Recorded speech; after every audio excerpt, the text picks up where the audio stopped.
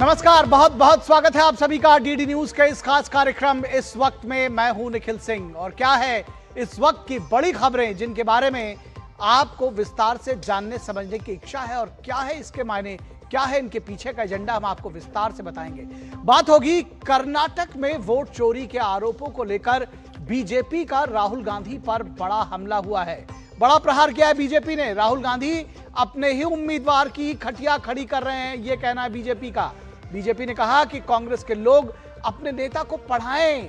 BJP का आरोप है कि राहुल गांधी लोकतंत्र को योजनाबद्ध तरीके से कमजोर करने की कोशिश कर रहे हैं और उनके एक सोशल मीडिया पोस्ट को निशाने पर लेते हुए बीजेपी की ओर से कहा गया है कि राहुल गांधी जेन जी के नाम पर देश में अराजकता फैलाना चाहते हैं। तो बड़ा विषय है, इस पर क्या कुछ कहना है बीजेपी का, कैसे इसको डिफेंड करती है कांग्रेस और क्या कुछ कहते हैं हमारे राजनीतिक विश्लेषक, इस पर विस्तार से बात करेंगे, जानेंगे, समझेंगे क्या है इसका पीछे का पॉलिटिकल एजेंडा। बात होगी बिहार के सियासत की भी, जहां विधानसभा चुनाव का ऐलान होना अभी बाकी है, लेकिन सीट शेयरिंग को लेकर दोनों ही पक्षों में सियासी हलचल तेज है। इसको विस्तार से इस पर बातचीत करेंगे। अमित शाह के बिहार दौरे के आखिर क्या है मायने और इसके पीछे की सियासत क्या है, यह भी आपको समझेंगे और समझाएंगे।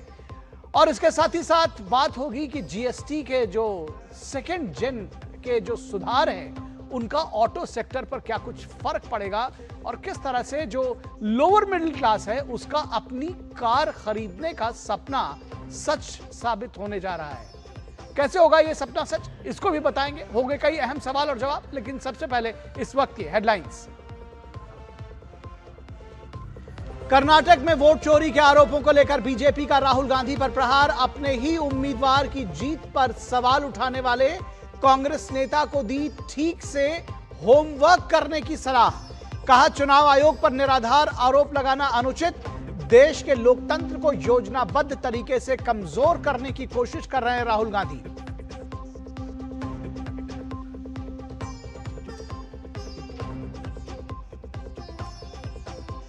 कांग्रेस नेता राहुल गांधी के जेन जी वाले सोशल मीडिया पोस्ट पर बीजेपी हमलावर। नेता प्रतिपक्ष पर लगाया देश विरोधी नैरेटिव गढ़ने का आरोप। कहा जेन जी के नाम पर देश में अराजकता फैलाना चाहते हैं राहुल गांधी। कहा देश की युवा पीढ़ी वंशवादी राजनीति के खिलाफ मजबूती से खड़ी।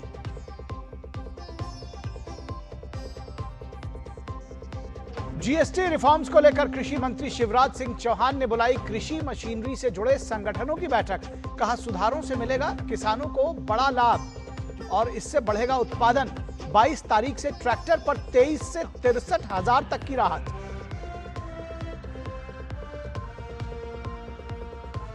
पीएम के नेतृत्व में देश ने वो कर दिखाया जो लगता था असंभव। केंद्रीय मंत्री अश्विनी वैष्णव ने एक लेख के जरिए पीएम मोदी के नेतृत्व की प्रशंसा की। कहा आज देश में रेहड़ी पटरी वाले भी कर रहे हैं यूपीआई का इस्तेमाल। और बिहार में सीट शेयरिंग को लेकर सियासी हलचल। एनडीए की में सीटों को लेकर सहमति बनाने की कोशिश। अमित शाह पटना में नेताओं से कर रहे हैं मुलाकात। तो कांग्रेस पार्टी ने सीटों को लेकर दावेदारी बढ़ाई, तो वहीं तेजस्वी यादव की बिहार अधिकार यात्रा से महागठबंधन में हलचल।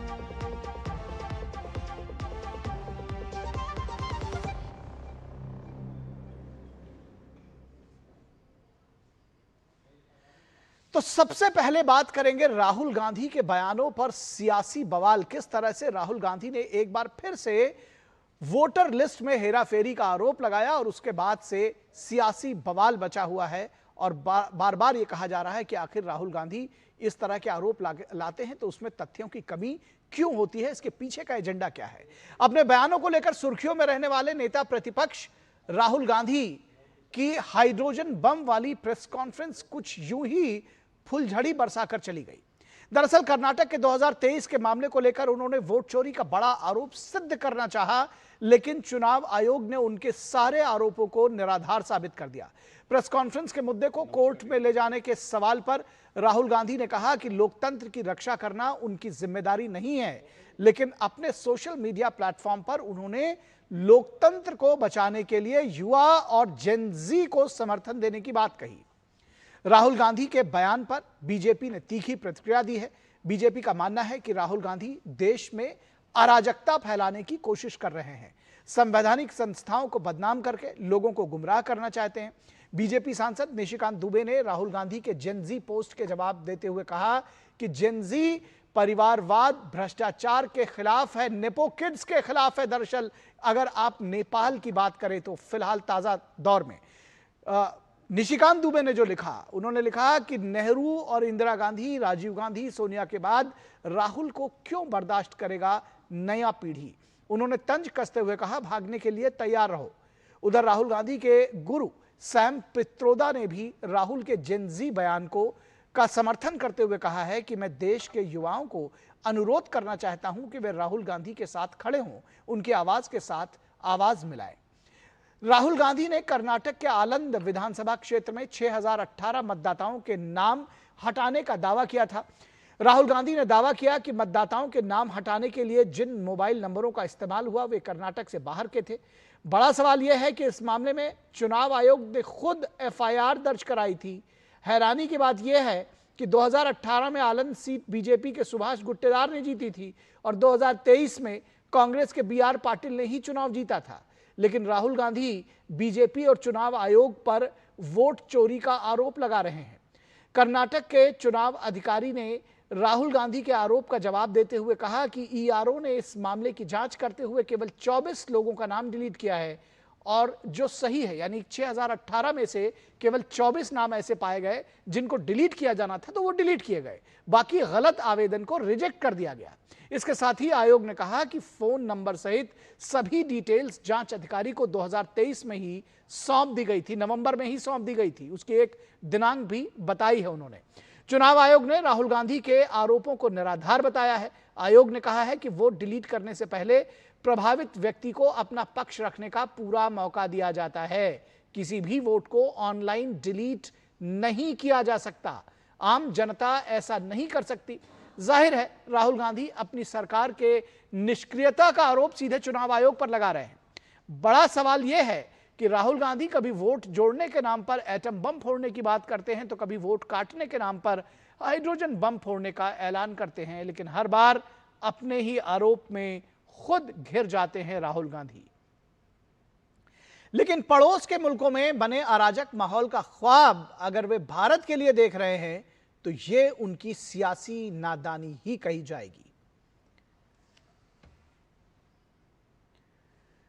और कल जब जो प्रेस कॉन्फ्रेंस की तो उनसे पूछा गया सवाल कि आप अदालत क्यों नहीं चले जाते हैं, अगर आपको इतनी दिक्कत है और बार बार देख रहे हैं कि कांग्रेस, जो कि वो आरोप लगाते हैं कि कांग्रेस का वोट काटा जा रहा है और चुनाव आयोग इसमें मिला हुआ है, तो उन्होंने जवाब दिया कि ये मेरा काम नहीं है और मेरा काम डेमोक्रेटिक सिस्टम में भागीदारी करने का है, मेरा काम लोकतंत्र को सुधारने का नहीं है। क्या कुछ कहा उन्होंने, आपको सुनाते हैं। फ्रैंकली ये जो मैं यहां कर रहा हूं ये मेरा काम नहीं। मेरा काम डेमोक्रेटिक सिस्टम में पार्टिसिपेट करने का है। मेरा काम डेमोक्रेटिक सिस्टम की रक्षा करने का नहीं, वो काम हिंदुस्तान के इंस्टीट्यूशंस का है। और बीजेपी नेता रविशंकर प्रसाद ने कहा कि राहुल गांधी देश में अराजकता फैलाना चाहते हैं। बहुत आक्रोश में थे बीजेपी के नेता और उन्होंने क्या कुछ कहा, आइए आपको सुनाते हैं, दिखाते हैं।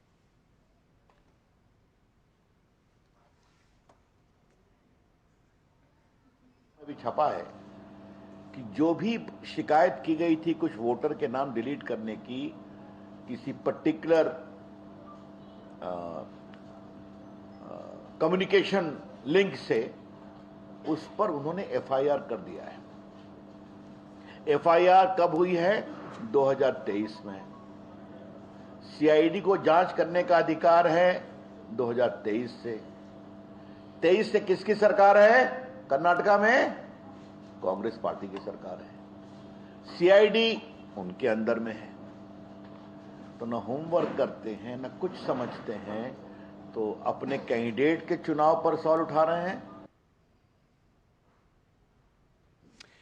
और बार बार जब ये बात कही जा रही है कि जेनजी की बात करते हैं राहुल गांधी, तो क्या कुछ कहती है दिल्ली की जेनजी, ये भी आपको दिखाते हैं। अभी की हम आपको ब्रेकिंग न्यूज बता रहे हैं, दिखा रहे हैं, और वो है दिल्ली के जो चुनाव है, डूसू के जो चुनाव है उनके परिणामों से जुड़ी हुई। अध्यक्ष पद समेत 3 पदों पर एबीवीपी ने अखिल भारतीय विद्यार्थी परिषद ने बाजी मारी है। अध्यक्ष पद पर एबीवीपी के आर्यन मान ने जीत दर्ज की है। यह इस वक्त की बड़ी खबर हम आपको बता रहे हैं। अध्यक्ष सचिव संयुक्त सचिव पद पर एबीवीपी ने अपना परचम लहराया है। अध्यक्ष पद समेत 3 पदों पर एबीवीपी ने बाजी मारी है। एबीवीपी बीजेपी का जो स्टूडेंट ऑर्गेनाइजेशन है वो है अखिल भारतीय विद्यार्थी परिषद। अध्यक्ष पद पर एबीवीपी के आर्यन मान ने जीत दर्ज की है। तो उपाध्यक्ष को छोड़कर बाकी सभी पदों पर, और ये सिर्फ डूसू तक ही नहीं है बल्कि तमाम जो कॉलेजेस के चुनाव हुए हैं वहां पर भी बम्पर जीत दर्ज की है एबीवीपी ने। अध्यक्ष समेत 3 पदों पर एबीवीपी ने बाजी मारी है। तो अध्यक्ष समेत 3 पदों पर एबीवीपी के ने जो अपनी जीत दर्ज की है। आर्यन मान एबीवीपी के जो नेता हैं वो अध्यक्ष होंगे। अब डूसू के नए अध्यक्ष सचिव संयुक्त सचिव, इन तीनों पदों पर एबीवीपी ने बाजी मारी है। उपाध्यक्ष का पद जो है एनएसयूआई ने जीता है। तो अध्यक्ष पद पर एबीवीपी के आर्यन मान ने जीत दर्ज की है। तो जिस जेन जी की बात दरअसल राहुल गांधी कह रहे थे और जिसको लेकर के बीजेपी हमलावर है, और जिस जेन जी के मूड की बात कही जा रही थी, अगर दिल्ली के जेन जी के मूड की बात कही जाए तो ज्यादातर अगर ये देखें तो दिल्ली में जो बच्चे पढ़ते हैं, अगर उनके मूड की बात कही जाए तो ये दिल्ली के जेन जी का मूड है कि वो अखिल भारतीय विद्यार्थी परिषद, यानी कि अगर कहा जाए तो बीजेपी के साथ में खड़ा हुआ है। और इस पूरी खबर पर बातचीत करने के लिए हमारे साथ हमारे संवाददाता अमरेंद्र गुप्ता मौजूद हैं। सबसे पहले अमरेंद्र गुप्ता से ही बात करते हैं और जानने की कोशिश करते हैं। अमरेंद्र, 3 सीटों पर दरअसल 4 में से 3 पर एबीवीपी ने न सिर्फ परचम लहराया है बल्कि जो तमाम कॉलेजेस में जो चुनाव हुए हैं उस पर भी एबीवीपी ने जीत दर्ज की है, उनके समर्थकों ने जीत दर्ज की है। किस तरह से देखते हैं इसको, और उस आलोक में जरूर इसको बताइएगा इस प्रश्न को कि जब बार बार कहा जा रहा है कि जेनजी को मूड को भांपने की जरूरत है, तो क्या कहता है दिल्ली का जेनजी, ये शायद स्पष्ट हो रहा है।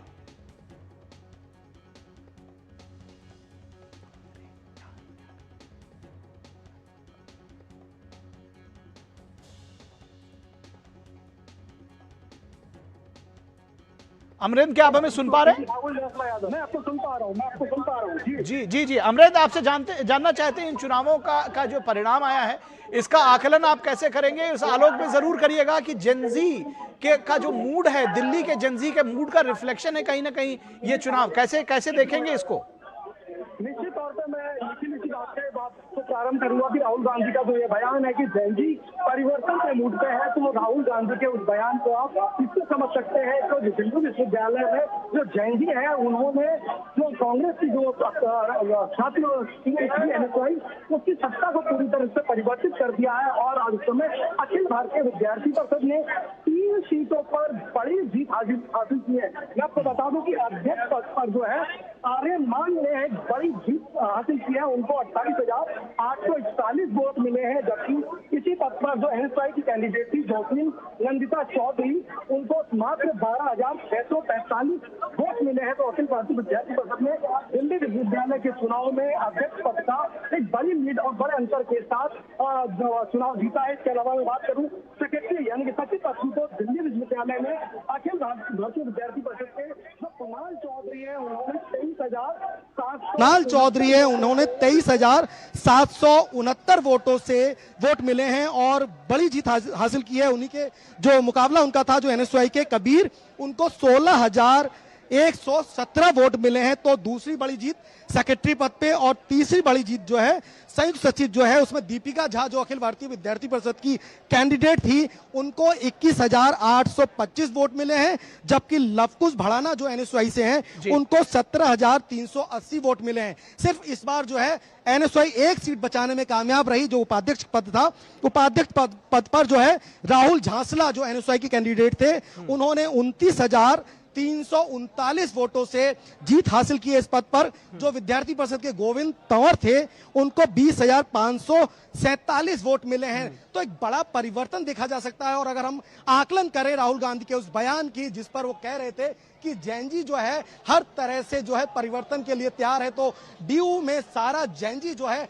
एकजुट हुआ और अखिल भारतीय विद्यार्थी परिषद के जो पक्ष में जो है पूरी तरह से मतदान किया और एक बड़े अंतर के साथ एक बड़ी जीत मानी जा सकती है अखिल भारतीय विद्यार्थी परिषद की। और इसमें सबसे बड़ी एक बात मैं आपको बताऊं निखिल, कि जिस तरह से अगर पूरे एक महीने के कैंपेन को देखें तो अखिल भारतीय विद्यार्थी परिषद ने पूरी यूनाइट होकर छात्र मुद्दों की बात की, छात्रों से संपर्क किया, छात्रों के बीच में उनकी समस्याओं को जाना और उसके बाद पूरी टीम के लिए उन्होंने एफर्ट्स किया। जबकि जो एनएसयूआई था, जो कांग्रेस का जो छात्र संगठन एनएसयूआई, उन्होंने कैंडिडेट पर बात की और जब नतीजे आए तो वो सबके सामने कुल मिलाकर कहें तो राहुल गांधी के मुताबिक जो जैनजी है वो परिवर्तन चाहता और उन्होंने परिवर्तन छात्र हितों को देखते हुए दिया, न कि सत्ता के दूसरे पक्षों को। यानी कि अखिल भारतीय विद्यार्थी परिषद ने दिल्ली विश्वविद्यालय में बड़ा परचम लहराया है और काफी साल बाद अध्यक्ष पद विद्यार्थी परिषद के पास है। सिर्फ उपाध्यक्ष को छोड़े तो अध्यक्ष, सचिव और संयुक्त सचिव विद्यार्थी परिषद के पास है। वहीं एनएसयूआई सिर्फ एक सीट बचाने में कामयाब हुआ है। निखिल, बिल्कुल, जब कहते हैं कि युवा जो है वो किसी भी राष्ट्र की धुरी होते हैं और इसमें कोई शक शुबा नहीं है कि जो हमारे देश के युवा है वो सकारात्मकता में विश्वास रखते हैं।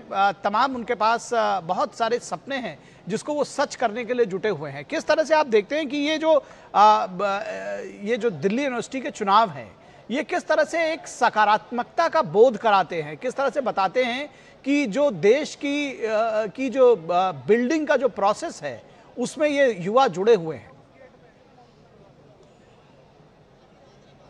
देखिए निखिल, मैं इस बात से कहूंगा कि अखिल भारतीय विद्यार्थी परिषद को देखें तो देश का सबसे बड़ा छात्र संगठन है। 9 जुलाई 1949 को इस छात्र संगठन का जन्म माना जाता है और तब से राष्ट्र हित और जो विद्यार्थियों की समस्याओं को लेकर ये एकजुट रहे हैं। और सिर्फ दिल्ली विश्वविद्यालय की नहीं बात करें, देश के सभी विश्वविद्यालय और कॉलेज कैंपस में अखिल भारतीय विद्यार्थी परिषद की एक बड़ी धमक के तौर पर माना जा सकता है जब वो सिर्फ और सिर्फ छात्र मुद्दों के साथ जुड़ते हैं और वहां जो विद्यार्थियों को समस्या आती है उसको निजात दिलाने के लिए वो लगातार प्रयास करते हैं। जबकि एनएसयूआई का कैंडिडेट जो है वो कहीं ना कहीं दिल्ली विश्वविद्यालय या छात्र संघ के चुनाव के बाद राजनीति की बात करता है। तो एक बड़ा अंतर देखा जा सकता है, जहां पर राष्ट्र हित सबसे बड़ा है वो विद्यार्थी परिषद लगातार उसमें काम करती है। सबसे बड़ा छात्र संगठन होने के नाते उनकी जिम्मेदारियां हैं। और दिल्ली विश्वविद्यालय के चुनाव में आप देखिए कि न सिर्फ दिल्ली विश्वविद्यालय बल्कि और भी जगह जहां चुनाव हुए विश्वविद्यालयों के, वहां पर दिल्ली अखिल भारतीय विद्यार्थी परिषद की बड़ी जीत ये बताती है कि लगातार जो छात्र हैं, जो जैनजी हैं,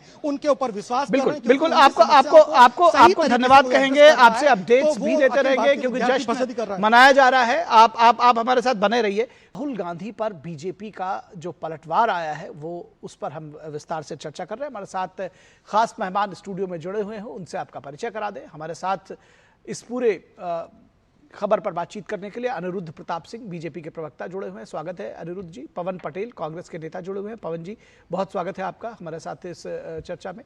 इसके साथ ही साथ विनोद मिश्रा हमारे कंसल्टिंग एडिटर जुड़े हुए हैं। विनोद जी, स्वागत है आपका। विनोद जी, सबसे पहले तो जो अभी डूसू के रिजल्ट आए हैं अगर उससे जोड़े, क्योंकि अभी आपने देखा कि बहुत सारे ट्वीट्स और वो सारी चीजें हमने आपको दिखाई। कल 7:05 पे एक ट्वीट भी आया था राहुल गांधी का और जेनजी को आंदोलित करने की बात करते हैं। किस तरह से देखते हैं इस जो डूसू का रिजल्ट है उसको और दिल्ली के जेनजी के मूड को?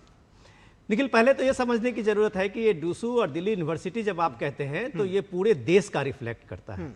पूरे देश के युवाओं को मैं इसलिए कह रहा हूं कि यहाँ सिर्फ एक दिल्ली के और दिल्ली के आसपास के ही बच्चे नहीं पढ़ते हैं।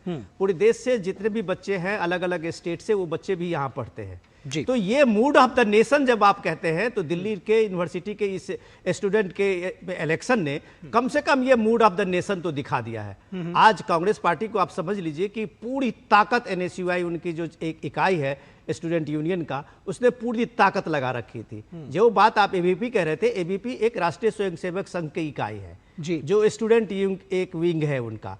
अब वो एबीपी को आप ये देखिए कि वो बच्चे जो गांव से आए हुए हैं, जो बच्चे छोटे छोटे शहर से आए हुए हैं, उन छोटे छोटे शहर से अभी अभी दिल्ली आए हुए हैं और इन बच्चों ने किस तरह से अपने ऑर्गेनाइजेशन स्किल का परिचय देते हुए निखिल ये आने वाले पीढ़ी के एक बड़े नेता के रूप में एक दस्तक दिया है। यही एबीपी का ट्रेनिंग होता है। अरुण जेटली से लेके और कई बड़े कद्दावर नेता बीजेपी को एबीपी ने दिया है।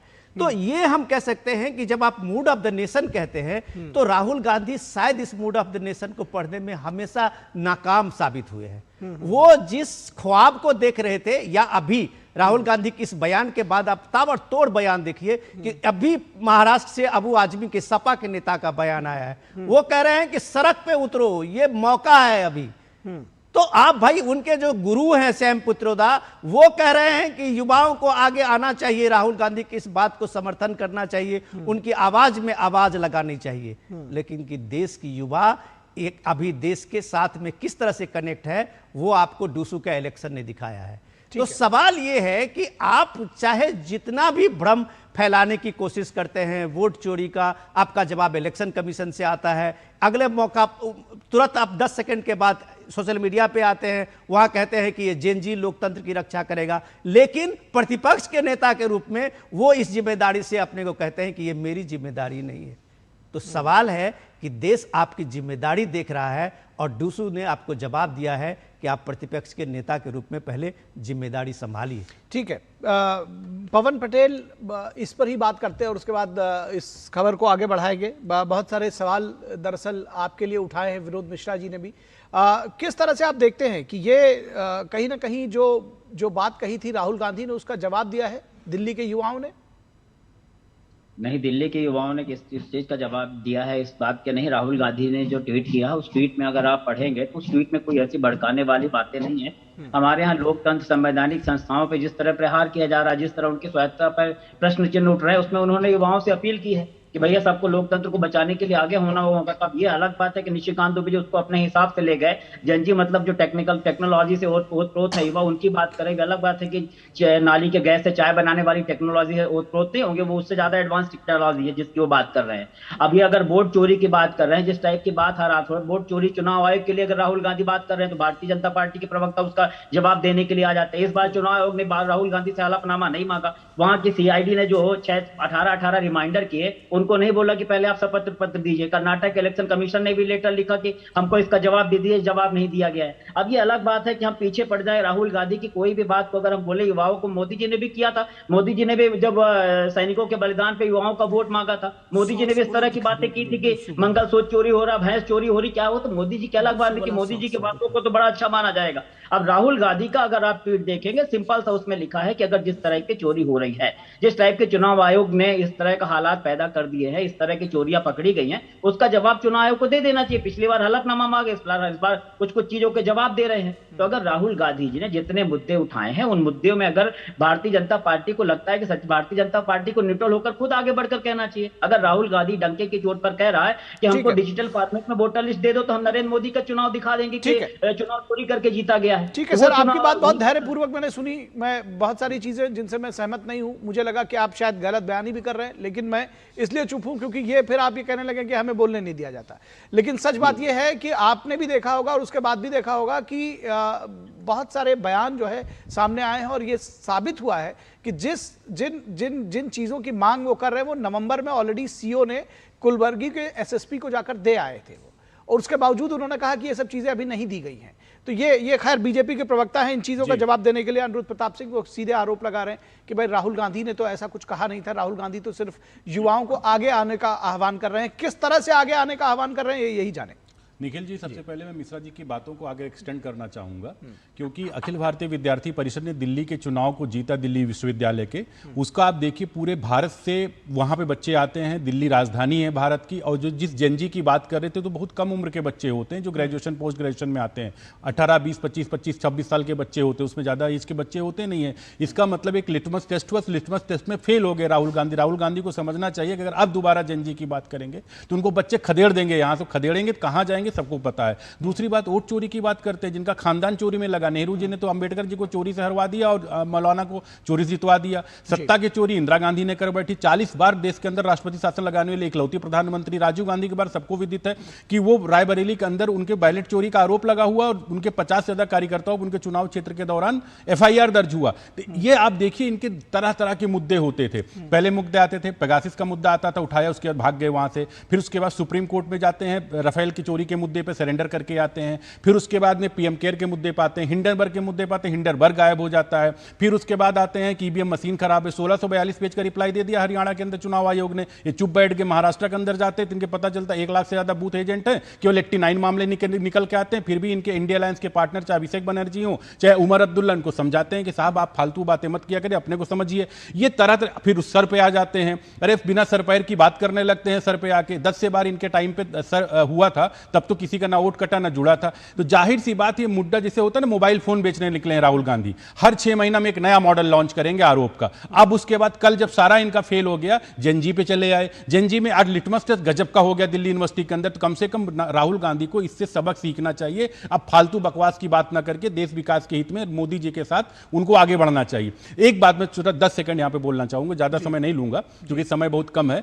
ये जब बार बार बात करते हैं ना कि ये चीजें होनी चाहिए, ऐसे होनी चाहिए, वो होनी चाहिए, आप ये देखिए इनका बड़ा मतलब गजब का संयोग है। जैसे ये मलेशिया से या किसी फॉरेन कंट्री से आते हैं तो एक नया तूफानी करने का आते हैं कि होता नहीं कि कुछ कोल्ड ड्रिंक पी के आए, क्या किए, कुछ हम तूफानी यहां पे आके करते हैं। और जैसे तूफानी की बात आती है, एफिडेविट की बात आती है, लिखने की बात आती है, भाई मिश्रा जी को पता होगा नेशनल हेराल्ड केस में मां बेटे ने एफिडेविट दी है जमानत के लिए। तो अगर इनके बातों में इतना ज्यादा दम है, इनके आरोपों में इतना ज्यादा दम है, एफिडेविट दे दे, कम से कम कोर्ट में चले जाएं। 22 वकील उन्होंने राम मंदिर के खिलाफ खड़े किए थे, कम से कम वकीलों की फौज इनके पास में है, ये चले जाएं चुनाव आयोग के लिए खड़े हो जाएं। ये तो मामला चुनाव आयोग कांग्रेस का है, लेकिन ना आप एफिडेविट दोगे ना लिख के दोगे। अरे आप leader of Pakistan, sorry leader of opposition हो तो कम से कम आप पार्लियामेंट के प्रोसीडिंग में आप ये बात को लेके आइए। लेकिन आदत इनकी क्या है कि भ्रम की स्थिति को पैदा करना, लोगों के बीच में अफवाह पैदा करना, और इनको समझ में आता है कि ये बांग्लादेश नहीं, आज का मोदीमय भारत है।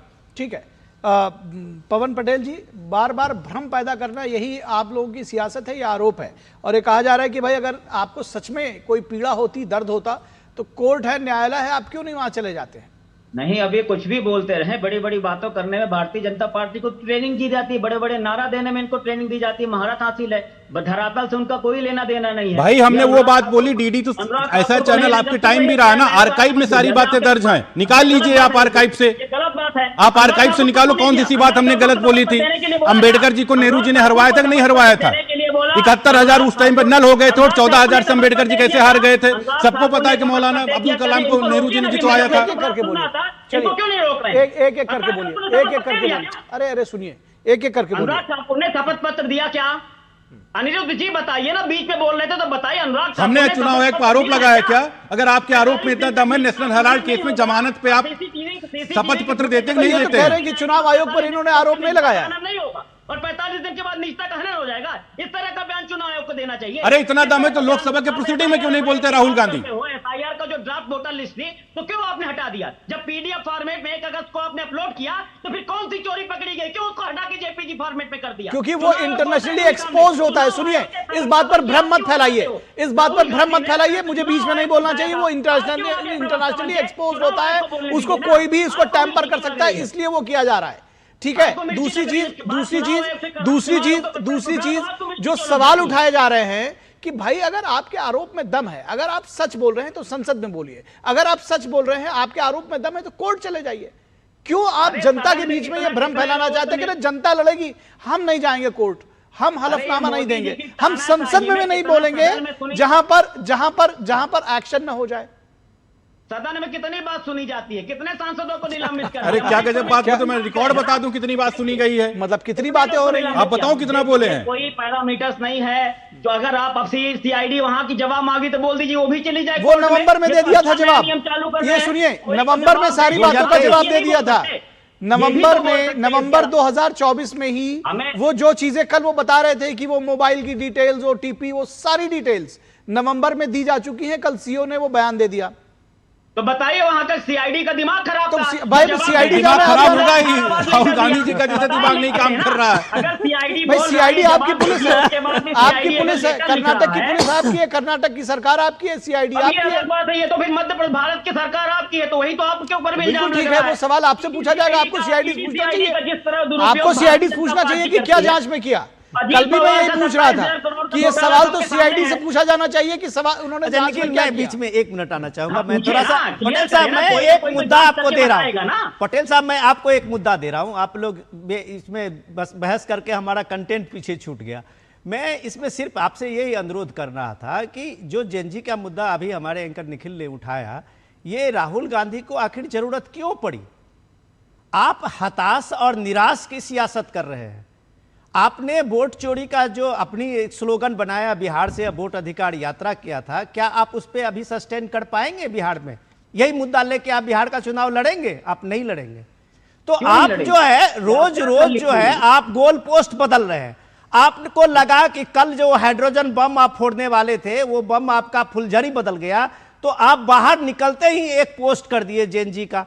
आप कह रहे हैं कि हम लोकतंत्र की रक्षा करना मेरी जिम्मेदारी नहीं है, लेकिन आप पूरे इलेक्शन में प्रचार में घूम घूम के 2024 में बताते रहे कि लोकतंत्र की रक्षा मेरा काम है, संविधान की रक्षा मैं करूंगा, और यहां आप प्रेस कॉन्फ्रेंस में कर रहे हैं कि ये जिम्मेदारी मेरी नहीं है। राहुल गांधी को क्या तो अपील करने आप सुनिए, आप जो मिसगाइडेड मिसाइल चला रहे हैं ना, उसका रिजल्ट आपको डूसू ने दिया है।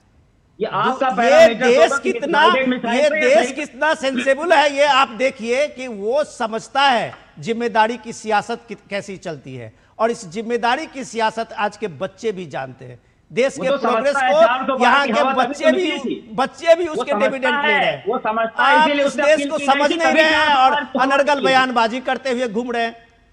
निखिल, अब मेरा निवेदन सुन लीजिए, वो देश तो समझता है, तभी 400 पार की हवा निकली थी। अच्छा, मतलब आप 100 नहीं पाए? क्या तर्क दे रहे साहब? आप 100 नहीं पाए, तीसरे बार में आप तिहाई आंकड़ा नहीं पहुंचे, और आप उनको कह रहे हैं वो तो सरकार बना के बैठे हुए हैं। वो तो सरकार बना के बैठे। हाँ, लेकिन आपने गिराने की बहुत कोशिश भी किया, हालांकि जो राम को लाए हैं, राम को लाने की औकात है किसी में? राम सबको लाए हैं। कहां की बात कहां जा रहे हैं? बिल्कुल ठीक बात है, आप ही कहते थे। अब अगर इस मुद्दे में भी कहेंगे, इस मुद्दे में भी कहेंगे कि वो कहते थे तारीख नहीं बनाएंगे, तारीख नहीं बताएंगे, मंदिर बनाएंगे, तो मंदिर भी बना दिया, तारीख भी बता दी।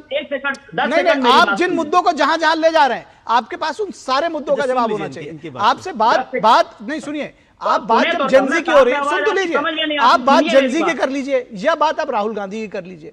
आप उसके अलावा कहां कहां चले जा रहे हैं, आप खुद ही सोचिए। चलिए बताइए, बाकी लोग कहां कहां गए? अभी बाकी लोग की डिबेट देखिए। ठीक है, मैं तो ये बोल रहा हूं कि अगर राहुल गांधी बोल रहे हैं कि डिजिटल फॉर्मेट में वोटर लिस्ट दे दो, अगर इनमें सब सच्चाई तो डिजिटल फॉर्मेट में वोटर लिस्ट प्रोवाइड करा देना। चुनाव आयोग क्यों नहीं करा रहा? बात चुनाव आयोग से पूछी जाती है तो भारतीय जनता पार्टी के प्रवक्ता क्यों जवाब देने आ जाते? क्योंकि आप आरोप भारतीय जनता पार्टी पे लगाते हैं। कहीं राहुल गांधी ने भारतीय जनता पार्टी का नाम खूब आरोप लगाया। आपने कहा कांग्रेस के वोट काटे जाते हैं, बीजेपी के लोग जिताए जा रहे हैं, और आपका प्रत्याशी जीता हुआ है, तो सवाल तो पूछा ही जाएगा। तो भाजपा को भी चिंता होनी चाहिए ना। भाजपा चुनाव का प्रवक्ता राहुल गांधी जो है राजनीति के गजनी बन गए, वो अपनी सारी पीछे की बातें भूल। मैंने इतने आरोप गिनाए ना, पेगासिस से लेके यहां तक गिनाए कि हर 6 महीने में इनका आरोप बदल जाता है, उसको एक कंसोलिडेट फॉर्म में नहीं ले जा पाते हैं। अरे भाई, आपके आरोप में दम है। कल को राहुल गांधी कहेंगे समुद्र गहरा है, पहाड़ ऊंचा है, लाल रंग लाल क्यों है, हरा रंग हरा क्यों है? अरे आप तो लॉजिकल बात करिए ना, आप एफिडेविट दे दीजिए, या यही बात आप पार्लियामेंट के प्रोसीडिंग में बोल दीजिए। लेकिन आप वहां बोल, कि आपके ही एक प्रवक्ता ने कहा हुआ है कि अगर पार्लियामेंट प्रोसीडिंग में बात इसलिए डर के मारा नहीं बोलते ताकि सदस्यता न चली, मतलब झूठ बोलते हैं राहुल गांधी, तभी तो उनको डर है कि कहीं सदस्यता न चली जाए। जाहिर सी बात डर है उनको। तो अगर उनकी बातों में इतना दम है, नेशनल हेराल्ड में एफिडेविट दे सकते हैं, तो चुनाव आयोग वाले मामले में एफिडेविट देके कम से कम डंके की चोट पे 22 वकील खड़े कर दें। राम मंदिर के विरोध में 22 वकील खड़े किए थे ना, तो चुनाव आयोग के खिलाफ खड़ी कर दें। उसमें भाजपा को क्या करना है? करवा दीजिए, पहले अनुराग ठाकुर से शपथ पत्र दिलवाइए। अरे अनुराग ठाकुर जी ने कब आरोप लगाया चुनाव आयोग पे? उन्होंने तो जो राहुल गांधी ने आरोप लगाया था उस पर उन्होंने उत्तर दिया। अरे चुनाव आयोग को बराबर देखना चाहिए ना। चुनाव आयोग अनुराग ठाकुर से डरता है क्या? चुनाव के एमएस गिल थोड़ो हैं आज के टाइम पर। चलिए ठीक है, इस तरह से चलिए ठीक है, आप सभी लोगों का पॉइंट समझ में आ गया कुल मिलाकर। अनुराग ठाकुर से चुनाव आयोग डरता है? नहीं, अनुराग ठाकुर ने ये आरोप नहीं लगाया था चुनाव आयोग पर। अनुराग ठाकुर ने आरोप नहीं लगाया था। कोई आरोप अगर लगाया होता तो शायद वो मानते, मुझे नहीं मालूम है। आप कह रहे हैं तो आपको पता होगा कि कौन सा उन्होंने चुनाव आयोग पर आरोप लगाया। लेकिन ठीक है, आज हम इस चर्चा को यही विराम देंगे। बहुत शुक्रिया आप सभी लोगों का। और यहां रुकेंगे एक छोटे से ब्रेक के लिए। दर्शकों कहीं मत जाइएगा, जल्द हाजिर होंगे। चलिए, सॉरी। मोदी जी के नेतृत्व में आयुष्मान भारत के तहत 10 लाख का स्वास्थ्य कवच, दिल्ली में 1100 से ज्यादा आयुष्मान आरोग्य मंदिर का आधार, जन औषधि केंद्र पर 2000 से ज्यादा दवाइयां 90% तक सस्ती, वय वंदना योजना से 70 साल से ज्यादा की उम्र के सीनियर्स को 10 लाख रुपए तक का इलाज, 2 लाख से ज्यादा दिल्ली वासी बने लाभार्थी। हर स्वास्थ्य सुविधा के लिए दिल्ली बोले। Thank you Modi ji. अब सालाना 12 लाख रुपए तक आय पर tax zero. 5 crore 65 lakh tax payer को सीधा लाभ। कम टैक्स का मतलब ज्यादा बचत, ज्यादा खपत। मिडिल क्लास हुआ और मजबूत। नागरिक देवो भव ये हमारा मंत्र है। 12 लाख रुपए तक की इनकम पर टैक्स को जीरो किया गया है। इनकम टैक्स फ्री करने के लिए दिल्ली बोले थैंक यू मोदी जी। पता है, I was a bright student. कुछ करना चाहती थी, कुछ बनना चाहती थी। आप अपना खुद का स्टार्ट कीजिए ना, खुद का बिजनेस। पर उसमें पैसे तो बहुत लगेंगे ना। Zero investment. Zero investment? हाँ, आई एम डूइंग इट। मैं एक principal madam, she is my client. मैं LIC एजेंट हूँ। LIC एजेंट बनो। अब बड़ा सोचो, हमारी वेबसाइट पर जाएं या अपनी नजदीकी LIC शाखा से संपर्क करें। मेरी पसंद, मेरी पसंद, मेरी पसंद, मेरी पसंद, हमारी पसंद, हम सबकी पसंद। मजबूत देश का मजबूत सरिया हो गया स्टील। स्वागत है आपका ब्रेक के बाद, और अब बात करेंगे बिहार की सियासत की, जहां सीट शेयरिंग पर सियासी घमासान मचा हुआ है। कुछ जगहों पर सियासी हलचल तो जाहिर तौर पर है और वोटर जो है बहुत खामोश होकर इसको सुन रहा है, देख रहा है। बिहार में विधानसभा चुनाव का ऐलान होना अभी बाकी है, लेकिन सीट शेयरिंग को लेकर सियासी हलचल तेज हो गई है। और इस समय हम आपको एक ब्रेकिंग खबर दिखा रहे हैं। असम के मशहूर गायक जुबिन गर्ग का निधन हो गया है। असम के मशहूर गायक जुबिन गर्ग का निधन हो गया है, ये बड़ी खबर हम आपको बता रहे हैं। असम के मशहूर गायक जुबिन गर्ग का निधन हो गया है। और जुबिन गर्ग भारत के प्रसिद्ध और सबसे बड़े गायक, अभिनेता, संगीतकार, गीत लेखक है। और खबर जो आ रही है कि सिंगापुर में स्कूबा डाइविंग के दौरान इनका निधन हुआ है। ये और भी दुखद खबर है। और ये बताया जा रहा है क्योंकि जुबिन गर्ग जो युवाओं के बीच में बहुत मशहूर थे और असम के बहुत बड़े गायक, अभिनेता, संगीतकार और गीत लेखक के तौर पर इन्होंने पहचान बनाई थी। असमिया, हिंदी, बंगाली, कन्नड़, उड़िया, तेलुगु, तमिल, पंजाबी, नेपाली, मराठी और मलयालम भाषा की फिल्मों में भी वो गाना गा चुके हैं। असम के जोरहाट के रहने वाले थे। जुबिन गर्ग को असम और पश्चिम बंगाल में एक रॉक स्टार के तौर पर उनकी जो छवि थी। और बताया जा रहा है कि सिंगापुर में उनकी मौत हुई। स्कूबा डाइविंग के दौरान हादसा हुआ और उनका निधन हो गया। तो ये निश्चित तौर पर एक बड़ी खबर है। और 52 वर्ष के महज थे जुबिन गर्ग, और इस लिहाज से युवा कहे जाएंगे। और निश्चित तौर पर ये एक बड़ी खबर है। और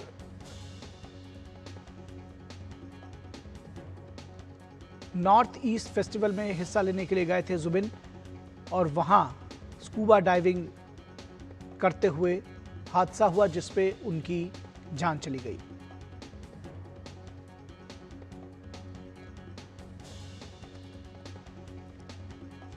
तो यह हैरान करने वाला है। 52 साल की उम्र में उन्होंने दुनिया को अलविदा कह दिया है। असम के मशहूर गायक जुबिन गर्ग का निधन हो गया है। जो फैंस हैं वो सदमे में हैं, जिन्होंने भी इस खबर को सुना है। और ये एक बड़ी खबर इस वक्त आ रही है। बॉलीवुड में भी कई शानदार गानों को आवाज़ दिया फेमस सिंगर जुबिन गर्ग। और इस पूरी खबर पर हमारी संवाददाता सुबीना रॉय जुड़ी हुई हैं। सुबीना, ये बड़ी खबर आ रही है, कैसे हुआ ये हादसा, क्या जानकारी है?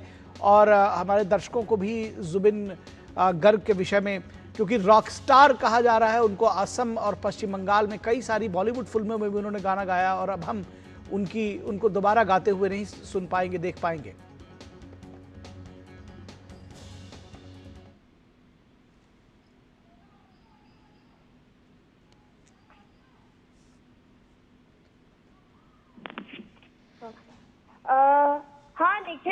जुबिन गार्ग का अभी जो ब्रेकिंग न्यूज आ रहा है कि जुबिन गार्ग जो कि बहुत ही फेमस सिंगर है असम के, उनका जो है हाल ही में अभी डेथ हुआ है। ये सिंगापुर में हुआ, जबकि वो स्क्यूबा डाइविंग एक्सीडेंट के दौरान ये हादसा हुआ।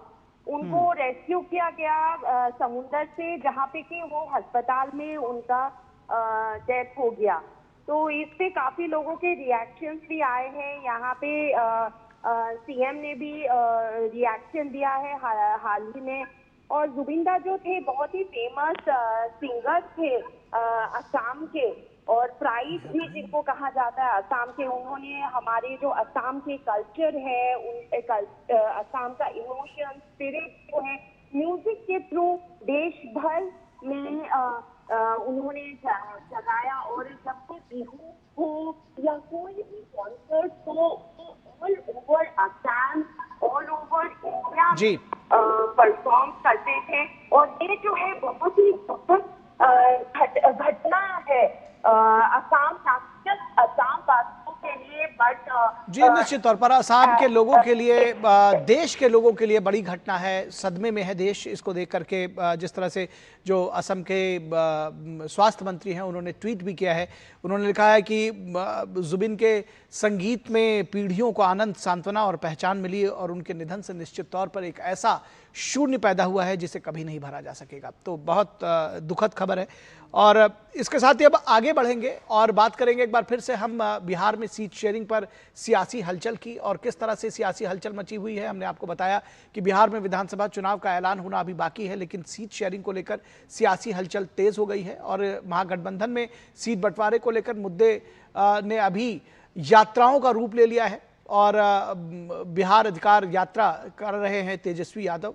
वोटर अधिकार यात्रा के अगेंस्ट जहां राहुल गांधी ने किया था, ऐसा माना जा रहा है कि अपनी पार्टी की बार्गेनिंग पावर को बढ़ाने का दावा करते हैं। तो तेजस्वी यादव ने बिहार अधिकार यात्रा से सभी 243 सीटों पर तेजस्वी का नारा बुलंद कर रहे हैं। वो अपना कि सभी 243 सीटों पर अपनी प्रेजेंस दिखा रहे हैं। तो बिहार दौरे पर पहुंचे केंद्रीय गृह मंत्री अमित शाह ने भी पटना में बिहार के मुख्यमंत्री नीतीश कुमार से मुलाकात की है। दोनों नेताओं के बीच बंद कमरे में 30 मिनट तक बातचीत हुई थी। तो जाहिर है सीट शेयरिंग को लेकर एनडीए में भी हलचल तेज है। और इस बीच में अमित शाह ने गर्जना भी की। वहां कहा राहुल गांधी की जो वोट अधिकार यात्रा है उसको कहा घुसपैठिया बचाओ यात्रा है। इसके साथ ही साथ उन्होंने कहा कि 2/3 से ज्यादा अंतर से इस बार जो बिहार का जो चुनाव है वो जीतेंगे। इस बात का उन्होंने दावा भी किया और अपने कार्यकर्ताओं में दम भी भरा। तो इन सारी खबरों पर बातचीत करने के लिए हमारे साथ हमारे संवाददाता मधुरेश नारायण पटना से जुड़े हुए हैं। उनके साथ मधुरेश नारायण का रुख करेंगे। मधुरेश, किस तरह से आप देख रहे हैं सियासी हलचल दोनों ही पक्षों में? क्योंकि जहां एक तरफ यात्रा बनाम यात्रा करके अपनी अपनी प्रेजेंस दिखाना चाहते हैं महागठबंधन में, वहीं अगर हम अमित शाह के दौरे को देखें तो उससे भी बड़ी उम्मीदें हैं लोगों के बीच में। ये बात कही जा रही है कि शायद सब कुछ सेटल हो गया है, जो 30 मिनट की मीटिंग हुई है उसके बाद में। देखिए, बिहार में जो सियासी पारा है वो अपने चरम पे पहुंच चुका है, और चुनाव आयोग भी कभी भी चुनाव की घोषणा बिहार में कर सकता है। तो निश्चित रूप से जो महागठबंधन हो चाहे एनडीए हो, ज्यादा से ज्यादा जो इनकी जो भी पार्टियां हैं गठबंधन में, वो ज्यादा से ज्यादा सीट लेने की कोशिश कर रही हैं। तो जो बैठकों का दौर है वो एनडीए में भी लगातार चल रहा है, महागठबंधन में भी चल रहा है। हालांकि अगर महागठबंधन की बात करें तो एक अजीब सी खींचातानी देखने को मिल रही है। एक तरफ राहुल गांधी आते हैं और यात्रा निकालते हैं, तेजस्वी के साथ ही यात्रा निकालते हैं, लेकिन तेजस्वी उस यात्रा से सेटिस्फाइड नहीं होते हैं। दूसरी अपनी यात्रा अकेला चलो रे के रास्ते पे चलते हुए अकेले यात्रा निकाल रहे हैं। दूसरी तरफ एनडीए में अगर आते हैं, महागठबंधन को छोड़कर अगर एनडीए की बात करें तो एनडीए में अभी तक सारी पार्टियां इंटैक्ट दिख रही हैं, सब कुछ सेटल दिख रहा है। जब अमित शाह पहुंचे तो नीतीश कुमार के साथ में एक हेल्दी मुलाकात हुई, 20 मिनट तक दोनों की बंद कमरे में बातचीत हुई, और इसके बाद फिर अमित शाह ने कार्यकर्ताओं के साथ में 2 संवाद कार्यक्रम में हिस्सा लिया। और इस संवाद कार्यक्रम में उन्होंने जो कुछ भी कहा वो सिर्फ बीजेपी नेताओं के लिए नहीं था, वो कॉम्पैक्ट एनडीए के कार्यकर्ताओं, एनडीए के नेताओं को संदेश था कि किस तरह से गठबंधन की मजबूती को लोगों के सामने रखना है। बिल्कुल, ये बात आपने पॉइंट ये जो रखा मधुरेश, हमारे पास आज समय कम है, लेकिन ये जो पॉइंट है आपका, ये निश्चित तौर पर बड़ा है कि उन्होंने सिर्फ बीजेपी कार्यकर्ताओं को संबोधित नहीं किया, उन्होंने एनडीए एज ए होल सबको संबोधित किया। और ये एक बात दिखाता है कि एनडीए कहीं ना कहीं इंटैक्ट है और वो मिलकर चुनाव लड़ने के लिए तैयार है। बहुत शुक्रिया मधुरेश इस तमाम बातचीत और जानकारी के लिए। और बढ़ते हैं अगली खबर की तरफ। खबर है जीएसटी सुधार 2.0, जिसने ऑटो सेक्टर को रफ्तार दी है। भारत सरकार ने हाल ही में जीएसटी की दरें घटाई हैं, जिससे दोपहिया वाहन, कारें, ट्रैक्टर, बसें, कॉमर्शियल व्हीकल्स और ऑटो पार्ट्स सस्ते हो गए हैं। जीएसटी में हालिया सुधार ने ऑटोमोबाइल सेक्टर, खासतौर पर छोटी कारों के सेगमेंट को इससे बढ़ावा मिलेगा। अब दोपहिया वाहन और छोटी कारें 10% तक सस्ती मिलेंगी। तो इस बदलाव से टायर, बैटरी, प्लास्टिक और स्टील जैसे जो सहायक उद्योग हैं उनको भी फायदा होगा। साथ ही जो डीलर्स हैं, ड्राइवर्स हैं, मैकेनिक हैं, इन जैसे लोगों को भी रोजगार के अवसर इनके लिए बढ़ेंगे। तो वाहन की कीमतों में कमी का सीधा लाभ आम खरीदारों को होगा। गाड़ियों की कीमतों में कमी से ग्रामीण और शहरी दोनों क्षेत्रों में मांग में वृद्धि होगी, जिससे ऑटोमोबाइल सेक्टर की बिक्री और उत्पादन बढ़ेगी। तो ये पूरा साइकिल है, ये इसको समझने की जरूरत है। बढ़ी हुई मांग से अर्थव्यवस्था में मल्टी लेयर इफेक्ट होगा, मल्टीप्लायर इफेक्ट होगा दरअसल, जिससे लॉजिस्टिक्स, फाइनेंसिंग और सर्विस जैसे क्षेत्रों में भी ग्रोथ आएगी। और इस पूरी खबर पर बातचीत करने के लिए हमारे साथ हमारे संवाददाता अजय मिश्रा जुड़े हुए हैं, उनसे बातचीत करेंगे और जानेंगे कि किस तरह से दरअसल ये जो जीएसटी का सुधार है ये असर डाल रहा है और ऑटोमोबाइल सेक्टर में किस तरह से उछाल लेकर आएगा। तो निश्चित तौर पर जब हम बात करते हैं कि ये ऑटोमोबाइल सेक्टर में सुधार लेकर के आएगा, ट्रैक्टर्स के सस्ते होने की भी बात करें। अजय मिश्रा हमारे साथ जुड़े हुए। अजय, ये जब कहा जा रहा है कि हमारे यहाँ मिडिल क्लास ग्रो कर रहा है, जो लोअर मिडिल क्लास है, बहुत सारे गरीब जो है वो लोअर मिडिल क्लास में आए हैं, गरीबी रेखा से बाहर आ रहे हैं, लोअर मिडिल क्लास और ग्रो हो रहा है। ये कहा जा रहा है कि लोअर मिडिल क्लास का जो सपना है, मैं लोअर मिडिल क्लास इसीलिए कह रहा हूँ कि जो लोअर मिडिल क्लास का जो सपना है अपनी कार का, वो शायद अब सच हो सकेगा। सड़कों पर अब ज्यादा कारें दिखेंगी और वो भी कम कीमतों में।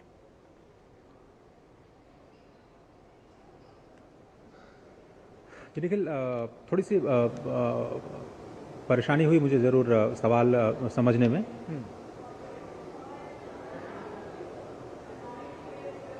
जी, मैं दरअसल ये जानना चाह रहा हूं कि देखिए, जो समृद्धि है भारत में, गरीबी रेखा से 25 करोड़ से ज़्यादा लोगों को निकाला गया है। इसी तरह से जो मिडिल क्लास है वो लगातार समृद्ध हो रहा है, ग्रो कर रहा है। बहुत सारे लोगों का सपना जो अब तक सच नहीं हो पाया था अपनी कार का, वो ऑटोमोबाइल सेक्टर में जिस तरह से बदलाव लेकर आया जाएगा, जीएसटी 2.0 में सुधार आए हैं, उससे सच हो सकेगा। क्या कहेंगे आप?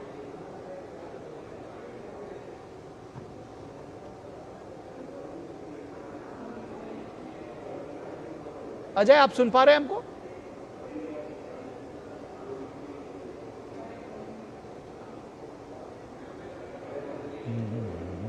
अजय हमको सुन नहीं पा रहे हैं, लेकिन कुल मिलाकर जो खबर है उसकी बात करें हम, तो निश्चित तौर पर जो सबसे बड़ी बात कही जा रही है कि कम से कम 10% जो दो पहिया वाहन है और जो कारें हैं, छोटी कारें, खासतौर पर जो छोटी कारों का सेगमेंट है, वो सस्ता हो जाएगा। तो जो मिडिल क्लास का अपनी कार का सपना था वो सच हो सकेगा। इसके साथ ही साथ जो ट्रैक्टर के पार्ट्स हैं, यानी जो कृषि के संयंत्र, जो एग्रीकल्चर के एपरेटस हैं, जो इक्विपमेंट्स हैं, वो भी सस्ते होंगे। ट्रैक्टर्स अभी बयान आया है कि 23 से 63 हज़ार रुपए तक सस्ते होंगे। तो जब हम बात करते थे कि जो सीमांत किसान है, छोटे किसान हैं, उनके लिए भी एग्रीकल्चर इक्विपमेंट्स तक और जो ट्रैक्टर्स तक पहुंच है वो भी हो सकेगी। तो कुल मिलाकर एक बड़ा पूरे इकोसिस्टम में जब ऑटो सुधारों की बात करते हैं तो ऑटो सेक्टर को रफ्तार मिलेगी और जो पूरा इकोसिस्टम है उसमें एक बड़ा रफ्तार उसको मिलने जा रही है। तो इस वक्त में बस इतना ही। हमारी पूरी टीम को दीजिए इजाजत। नमस्कार।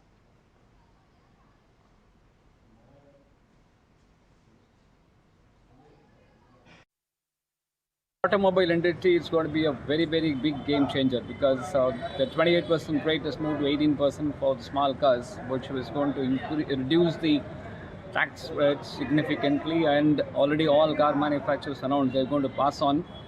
This will have a big impact on the car sales in India and the automobile sector. So even big cars also are going to get a benefit because of the rate rationalization, abolition of cess.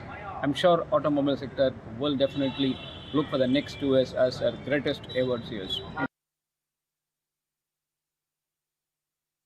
Automobile sector और खासतौर पर छोटी कारों के segment को बढ़ावा मिलेगा और निश्चित तौर पर ये जिसमें मल्टीप्लायर इफेक्ट होने जा रहा है। तो इस वक्त में बस इतना ही। हमारी पूरी टीम को दीजिए इजाजत। नमस्कार।